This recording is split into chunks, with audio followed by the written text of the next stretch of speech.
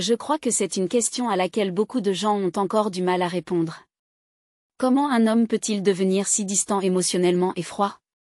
Pas occasionnellement ou seulement lorsqu'il passe une mauvaise journée, mais tout le temps, au point où l'on pourrait dire qu'il est un psychopathe pathologique ou une personne qui n'a tout simplement pas de place dans son cœur pour une quelconque forme d'empathie. Un robot fait de chair et d'os. Certains pourraient dire qu'ils sont nés comme ça. Mais je pense que les mêmes personnes ont aussi secrètement l'idée que cela pourrait avoir quelque chose à voir avec leur éducation.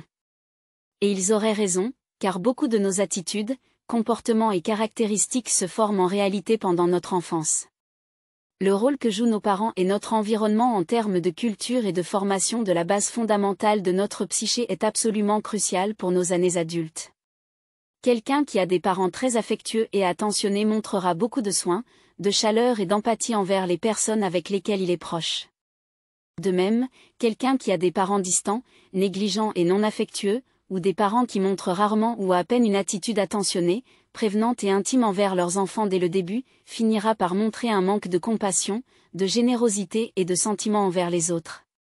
Ils ne sont pas nés avec ces traits, ils sont simplement conditionnés à se comporter ou à avoir une attitude de ce genre en raison de leur éducation. Cependant, ce n'est pas seulement notre enfance qui peut nous amener à former une base solide de certaines attitudes, comportements et caractéristiques. Comme vous le savez déjà, messieurs, des événements traumatiques majeurs peuvent également jouer un rôle vital dans le changement ou la réorganisation de notre plan psychologique, même à l'âge adulte. Vivre un traumatisme conduit généralement une personne à développer ce que j'appelle une contre-réaction. Fondamentalement, dans une situation spécifique où vous rencontrez un événement traumatique, vous développerez plus que probablement un ensemble d'attitudes et de comportements qui s'opposent complètement à tout ce qui est étroitement lié ou associé à cet événement. Par exemple, si vous avez failli vous noyer dans l'océan, vous éviterez probablement de vous immerger dans la baignoire ou même de vous approcher d'une piscine légèrement profonde à l'avenir. Si vous vous êtes brûlé de manière significative, vous deviendrez probablement très prudent avec tout ce qui est facilement inflammable ou vous vous débarrasserez de tout ce qui est associé au feu, comme une allumette. Tout cela fait partie de nos instincts de survie et de notre mécanisme de défense naturelle. Nos réactions émotionnelles extrêmes que nous éprouvons lors d'événements traumatiques majeurs seront toujours suffisamment puissantes pour enregistrer une réponse défensive préventive en lien avec cette situation spécifique. De même, si la volonté d'un homme ou son investissement intensif en soins, chaleur et intimité envers quelqu'un ou un groupe de personnes est brusquement retiré ou, pire encore, trahi, il développera probablement une réponse intégrale pour s'éloigner de la formation de liens très étroits avec quiconque à l'avenir. Il développera un syndrome d'attachement évitant, ou, s'il sent qu'il commence à avoir des sentiments pour quelqu'un, devient trop amical avec quelqu'un ou se rapproche un peu trop pour être à l'aise, il se retirera brusquement et se détachera de l'expression de ses sentiments ou de toute forme d'empathie et de considération. Une sorte de mal nécessaire pour contenir certaines insécurités sous-jacentes et pour se protéger des conséquences traumatiques.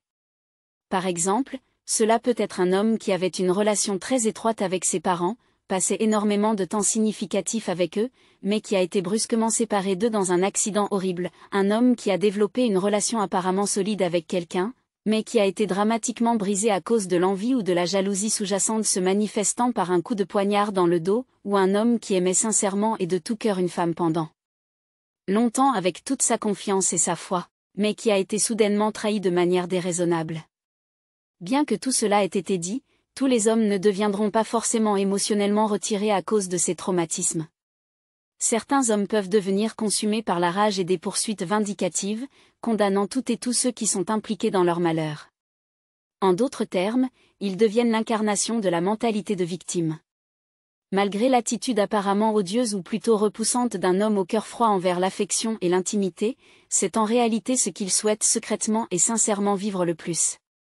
Il peut ne pas l'admettre clairement et de manière rassurante, mais c'est quelque chose qui persiste toujours au fond de son esprit. Sous cette apparence éternellement stoïque, sévère et non réactive, se cache un homme qui pense encore ses blessures et cherche des réponses. En tant qu'être humain, nous ne pouvons pas complètement trahir notre nature pour satisfaire nos besoins sociaux d'amour et d'appartenance.